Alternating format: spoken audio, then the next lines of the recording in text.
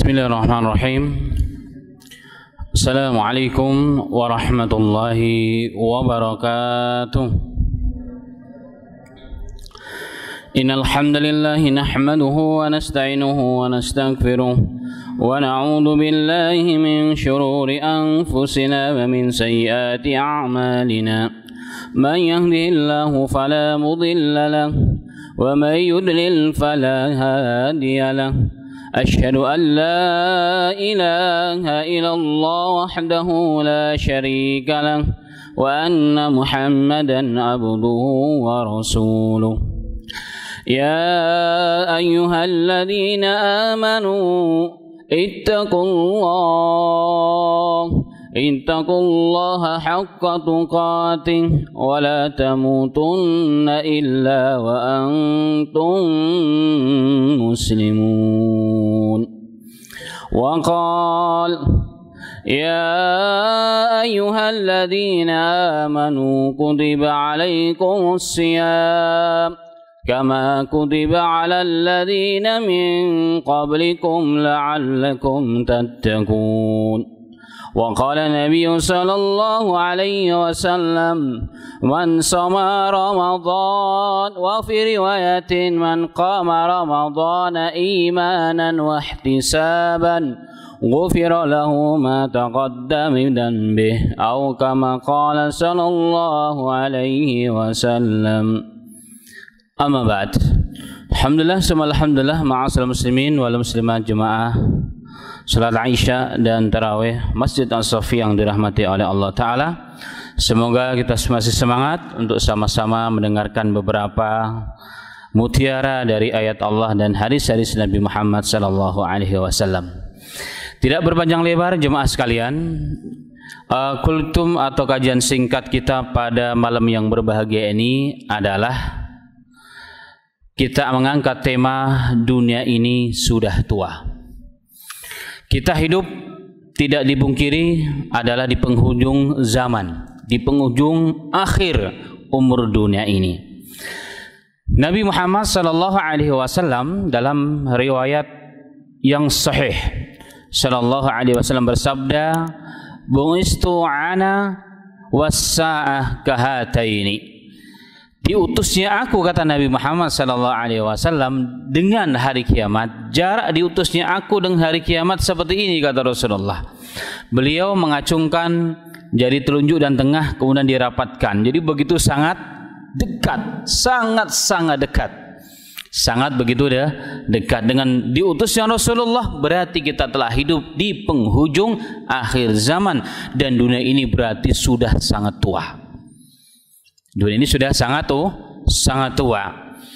Dalam hadis yang sahih riwayat Bukhari dan Muslim dari Abu Hurairah radhiyallahu anhu, ketika Nabi Muhammad sallallahu alaihi wasallam bercerita tentang penciptaan Adam alaihi salatu wasallam, bahwa Adam diciptakan oleh Allah Ta'ala dengan tingginya situna dira'at, 60 hasta. Anggap kalau satu hasta 50 cm berarti 30 meter ke atas, bayangin itu. Subhanallah, ini menara kita cuma berapa meter? Ini 30 meter, subhanallah. Lebarnya berapa? 3 sampai 4 meter. 6 sampai 7 hasta. Jadi kurang lebih 3 sampai 4 meter lebarnya bapak kita Adam alaihi salatu wasalam. Hadisnya cukup panjang, kemudian yang saya ingin garis bawahi adalah di akhir hadis tersebut Nabi kita sallallahu alaihi wasallam bersabda, "Falam yazal al-khalqu yanqusu ba'd hatta al-an." Dari semenjak enggak tahu berapa ribu tahun yang lalu Nabi Adam diciptakan oleh Allah, diturunkan ke bumi karena beliau diciptakan di luar surga, dimasukkan dalam surga, kemudian diturunkan ke bumi. Dari semenjak itu tidak ada yang tahu dengan sahih berapa umur dunia ini, berapa umur sepeninggalan bapak kita Adam alaihissalatu wassalam. Nabi Muhammad sallallahu alaihi wasallam yang kalimatnya shadiqul masduq, perkataannya benar dan dibenarkan, tidak boleh ragu sedikit pun. Ragu dengannya nasyuku fi imanihi, kita ragu dengan keimanannya. Rasulullah mengatakan falam yaja'al khalqu yang qusumat, Dari semenjak itu maka manusia ini sedikit demi sedikit semakin kecil, semakin kecil, semakin kecil, sehingga sampailah ke zaman umat akhir zaman, yakni umat Nabi Muhammad sallallahu alaihi wasallam. Sehingga Al-Imam Ibnu Hajar Asqalani dalam kitabnya Fathul Bari Syarah Sahih Bukhari, kalimat beliau cukup panjang yang intinya bahwa dari semenjak Adam maka manusia sedikit demi sedikit berkurang, tapi berkurangnya memang tidak disadari oleh orang yang mengalaminya, kecuali kita hari ini. Karena kita melihat hadis Rasulullah, dari 30 meter tingginya bapak kita berapa sekarang tingginya jemaah sekalian? 1,5. Orang-orang Indonesia, orang Melayu 1,5, 2 meter udah hebat. 2 meter sudah hebat, luar biasa. Nah, kita dapat merasakan begitu sangat jauh perbedaan antara kita dengan Adam alaihi salatu wassalam. Dalam kitab yang ditulis oleh Imam Al-Hakim, tapi bukan Al-Imam Hakim yang Naisaburi, tapi Al-Hakim At-Tirmidzi, ya, Al-Hakim At-Tirmidzi dalam kitabnya beliau menulis dengan 2 jilid. Salah satu babnya adalah hikmah kenapa umatnya Nabi Muhammad itu umurnya pendek. Beliau mengatakan karena umur dunia sudah begitu tua, dosa sudah begitu banyak. Dosa ini punya pengaruh kepada barokah daripada alam semesta, sehingga dahulu kala manusianya besar, rezekinya pun besar. Hari ini rezekinya sedikit, manusianya begitu banyak. Hari ini berapa kira-kira? Kurang lebih 8 miliar manusia di muka bumi ini. Rezekinya cuma sedikit. Bayangkan satu negara presidennya cuma 1, jadi rebutan sekian banyak. Makanya presiden belum turun pun banyak orang yang siap untuk menggantikan presiden, walaupun ada yang mau meneruskan sampai 3 periode katanya. Ala kulli hal. Dan akibat dari dosa-dosa tersebut sehingga rezeki semakin berkurang. Bahkan pengaruh dosa tersebut kalau kita lihat kepada riwayat Tirmidzi dan Imam Ahmad, ketika Nabi Muhammad bercerita tentang Hajar Aswad. Hajar Aswad adalah satu di antara batu yang ada di muka bumi ini yang katanya turun dari surga, kata Rasulullah. Dulu warnanya putih. Bahkan dalam riwayat beberapa teks hadis, dia lebih putih, abyadu minal laban, bahkan lebih putih dari susu. Tapi kenapa jadi menjadi hitam? Karena dosa Bani Adam yang begitu banyak. Dari sekian tahun, beribu tahun dosa yang begitu banyak sampai menghitamkan kesannya batu yang putih, lebih putih dari susu menjadi hitam gelap gulita. Ya, bapak-bapak semua sudah melihat, bahkan yang belum ke sana pun kita hari ini kita bisa searching, kita lihat bagaimana Hajar Aswad. Kenapa dikatakan Hajar Aswad? Karena saking hitamnya. Dan ternyata dahulu pertama kali turun katanya itu warnanya putih dalam riwayat Tirmidzi dan Imam Ahmad. Dulu warnanya putih, bahkan lebih putih dari susu. Karena itu Al-Imam Al-Muhib At-Tabari dalam nukilannya beliau mengatakan tentang Hajar Aswad ini ada pelajaran penting bagi kita yang berakal. Jika dosa saja bisa merubah kesan warna sebuah batu yang putih, tadinya lebih putih daripada susu, menjadi hitam yang sangat luar biasa. Dan dosa itu jika kepada benda saja berkesan, maka kepada pelakunya, kepada kita akan lebih berkesan. Maka ini sesuai dengan hadis Rasulullah yang lain. Rasulullah mengatakan dalam hati manusia itu jika berbuat dosa, maka ada satu titik hitam dalam titiknya. Jika tidak beristighfar, tidak bertobat kepada Allah, tambah hitam, sehingga menjadi hitam legam. Kemudian sinyalnya tidak mampu melihat kebenaran itu. Karena udah saking hitamnya, sehingga al-imam, kalau bahasa Imam Ibnu Jauzi, berarti hatinya sudah mati. Khatamallahu ala qulubihim wa ala sam'ihim. Itu termasuk dalam ayat tersebut. Sehingga hari ini kita lihat ada orang yang sudah dinasihati dengan baik, dengan kasar, dengan kematian, dengan musibah, tetapi tidak sama sekali terbuka hatinya. Kadang-kadang kita heran. Pertanyaannya, kenapa? Di mana? Kok tidak bisa berubah, enggak bergeming dari perbuatan dosa ini? Tidak takut dia, bahkan bangga dengan dosa. Jawabnya adalah di sini, karena hatinya telah menghitam dan jangan-jangan sudah terkategori qalbul mayyit, hati yang sudah mati. Jadi kembali kepada bab, maka hadis yang saya sampaikan tadi ini menunjukkan dunia ini memang sudah tua sekali. Dunia sudah begitu tua dan datangnya kehancuran dunia itu sangat dekat, sehingga dalam Al-Quran Allah mensifati datangnya hari kiamat, hancurnya semesta alam untuk berganti kepada hari berikutnya, hari akhirat, itu disifati dengan apa? Ghad. Allah Ta'ala berfirman, ya ayyuhalladzina amanu taqullah wal tanzur nafsum ma qaddamat lighad. Allah mengatakan, wahai orang-orang yang beriman, bertakwalah kepada Allah.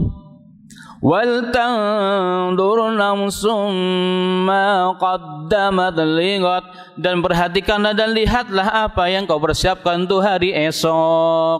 Ahli tafsir mengatakan, ghad, hari esok itu hari kiamat. Hari kiamat dimulai dengan hancurnya alam semesta. Kalau hari kiamat saja sudah disifati ghad oleh Allah, besok artinya apa? Memang dunia ini sudah tua, alias sudah tua renta.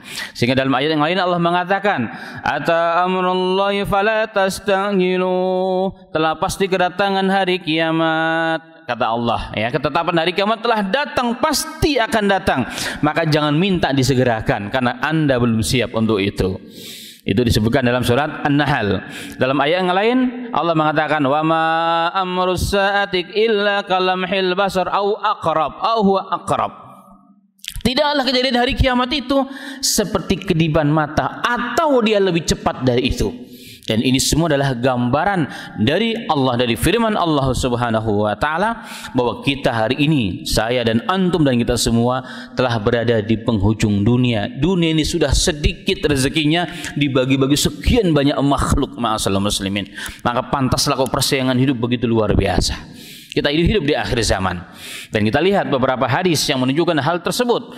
Jika ini sudah terjadi, fa'alam, ketahuilah, memang dunia sudah hampir-hampir hancur, sudah hampir-hampir kembali kepada aslinya dan dihancurkan oleh Allah.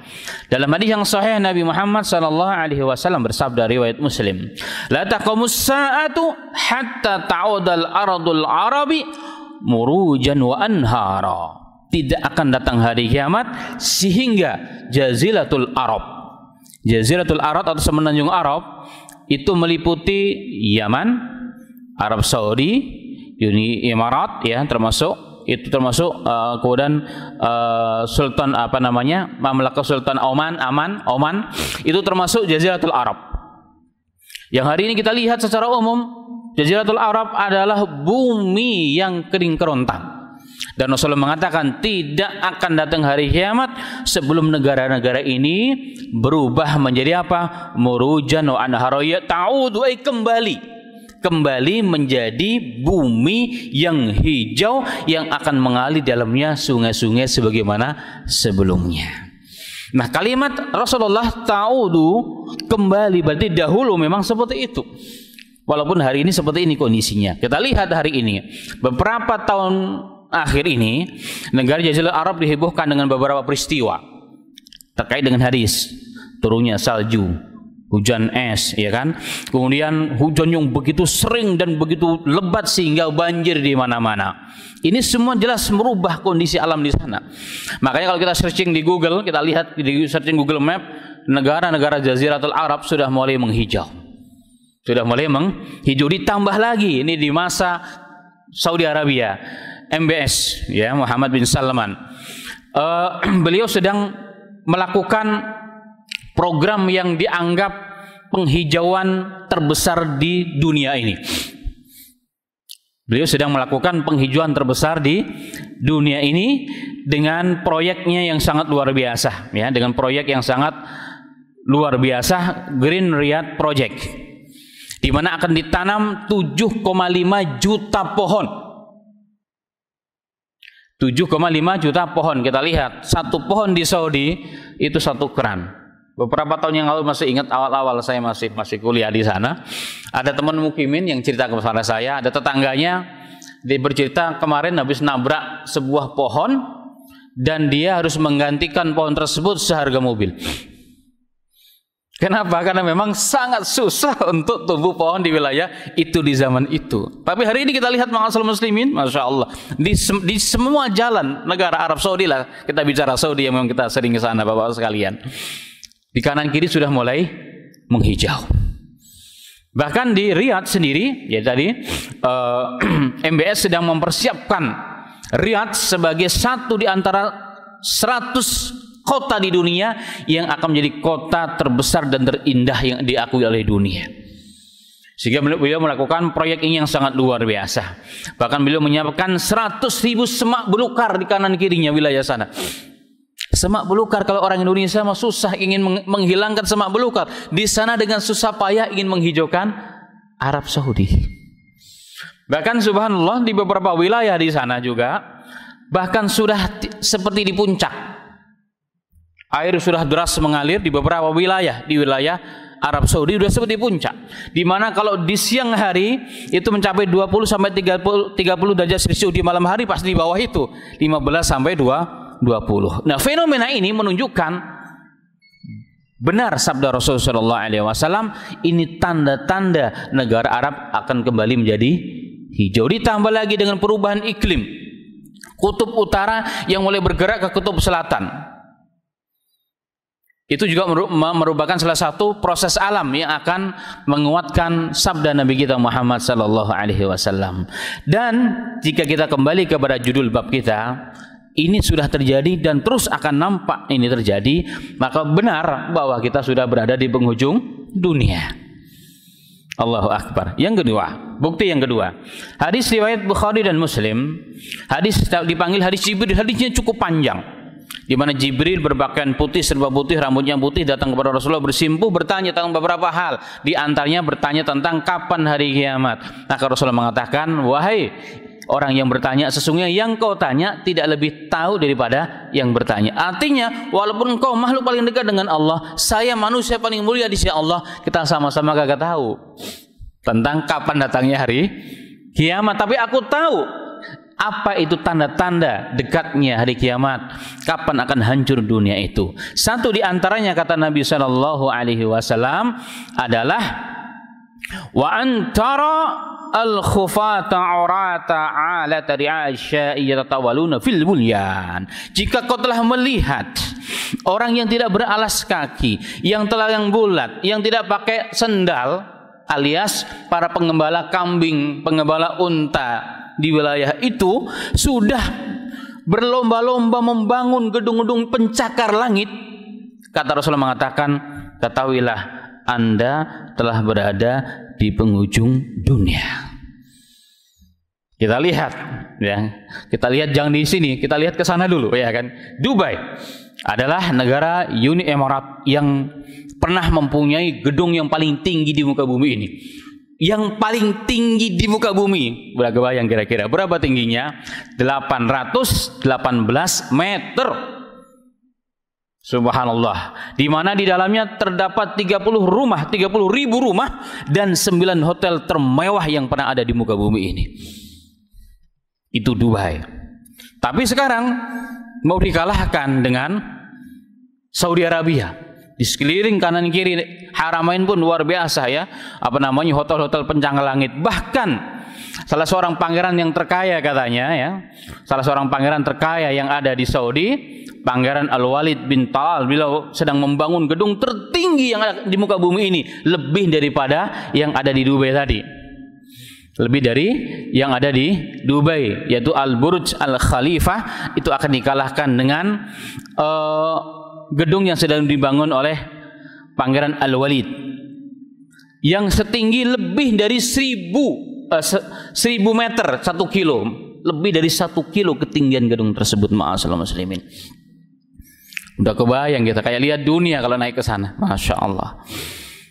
Sisi lain kita sebagai muslim bangga. Kenapa? Karena ini negara-negara Islam, menjadi tolak ukur kemajuan Islam, perkembangan Islam, kita bangga sebenarnya. Tapi sisi lain sedih juga. Kenapa? Nggak jauh dari wilayah itu, Palestina, Syria, apa yang terjadi di sana? Allahu Akbar. Di Cina sedang apa yang sedang terjadi di sana? Di India apa yang sedang terjadi di sana? Kita sedih. Sisi lain kita apa? Kita bangga. Dan ini sudah terjadi. Ini sudah terjadi. maka benarlah sabda Rasul sallallahu alaihi wasallam, kita sedang di penghujung dunia. Yang berikutnya, ma'asyiral muslimin, duhuril fitan atau kasrutil fitan, banyaknya fitnah yang telah terjadi, sehingga Rasulullah pernah mengatakan baina yaday sa'ah, sebelum datang hari kiamat atau ketika kita sudah berada di penghujung hari kiamat, kita terjemahkan bebas, fitanan, fitnah seperti potongan yang melap, yang potongan malam gelap gulita. Kalau kita berada di tengah hutan belantara, tidak ada lampu, tidak ada lilin, tidak ada senter, tidak ada handphone, tidak ada sinar rembulan, apa yang terjadi ma'asyiral muslimin? Jangankan 1 meter, apa yang 1 meter di hadapan kita, bahkan tangan sendiri pun tidak dapat kita lihat. Ini gambaran.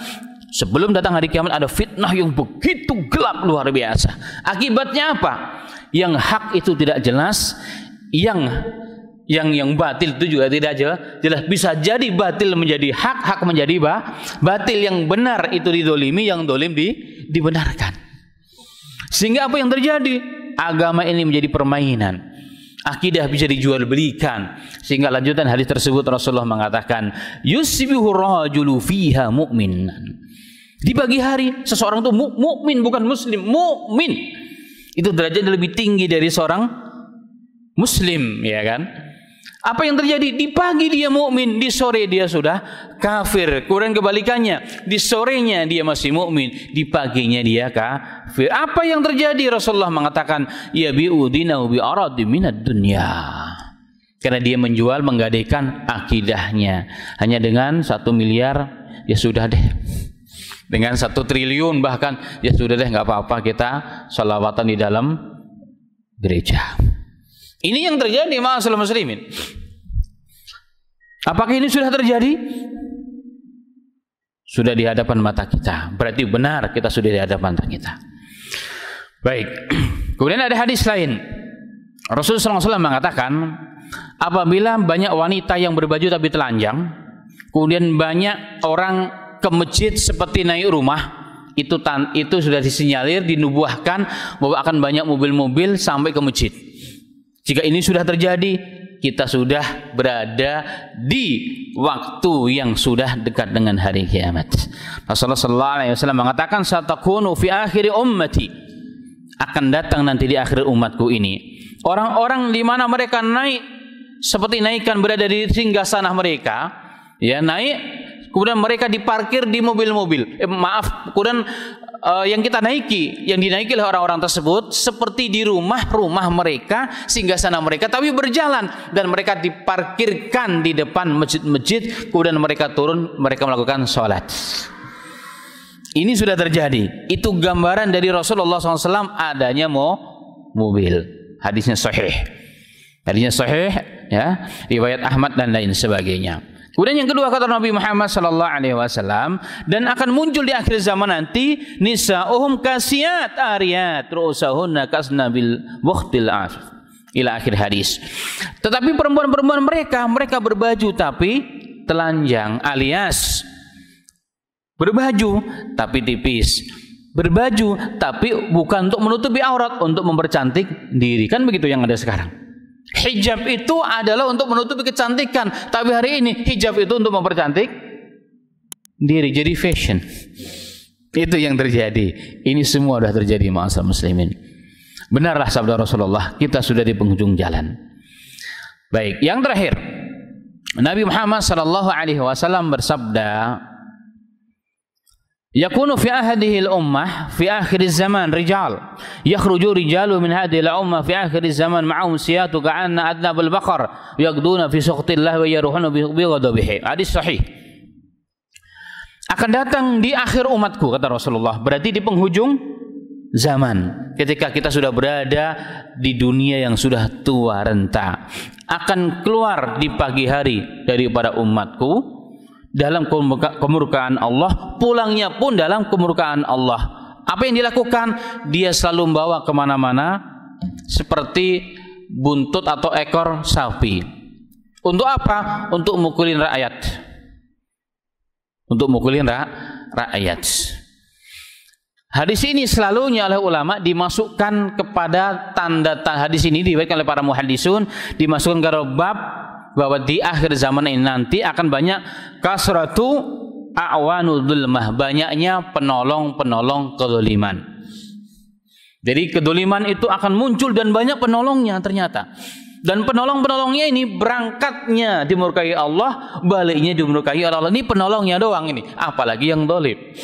Kerjanya apa? Mukulin orang, menghalau orang yang ingin mencari kebenaran, yang ingin menegakkan keadilan. Ini sudah ada apa belum ma'asal muslimin? Subhanallah. Dalam hadis yang lain Rasulullah mengatakan, jika ada masa-masa yang seperti itu, berarti pemerintah yang dolim, penguasa yang dolim, jangan pernah menjadi polisinya, jangan pernah menjadi pemegang harta karunnya alias sekretaris negaranya. Berhati-hatilah untuk itu. Itu pesan Nabi kita Muhammad sallallahu alaihi wasallam. Dari hadis-hadis ini ma'asal muslimin yang merupakan dari hadis sabda Rasulullah dan dari firman Allah taala yang tadi di awal disampaikan, jelas kita sudah berada di penghujung zaman. Yang jadi PR kita bersama adalah apakah kita termasuk orang-orang yang selamat dari fitnah-fitnah yang tadi disebutkan oleh Rasulullah, atau orang-orang yang terpengaruh karena imbas, karena efek daripada apa yang telah disabdakan oleh Rasulullah sallallahu alaihi wasallam. Kan itulah wajib bagi saya yang berbicara dan kita semua, kita jaga iman kita, kita jaga akidah kita. Kita hidup di akhir zaman yang penuh dengan fitnah yang sangat luar biasa. Jaga keluarga kita, jaga agama kita, jaga akidah kita. Jangan sampai kita gadaikan dengan apapun walaupun nyawa taruhannya. Walaupun nyawa taruhannya. Terakhirnya kita hidup di akhir zaman dan negara Indonesia, negara yang terbesar jumlah penduduknya, dunia sedang berharap kepada kita. Jadi kebangkitan Islam di dunia ini, mereka semua berharap kepada Indonesia. Apa dalilnya? Firman Allah, tilkal ayyamu nudawwiluha bainan nasi. Itulah hari yang diputar oleh Allah katanya. Dunia ini berputar. Semua bangsa telah pernah menduduki posisi menjadi pemimpin paling pengaruh di muka bumi, termasuk Arab, Persia, India, Pakistan, dan sebelumnya negara-negara Eropa. Yang belum adalah orang-orang Melayu kata mereka. Maka Melayulah yang diharapkan. Maka pantaslah kalau orang-orang yang tidak suka dengan Islam sedang mengacak-ngacak wilayah ini.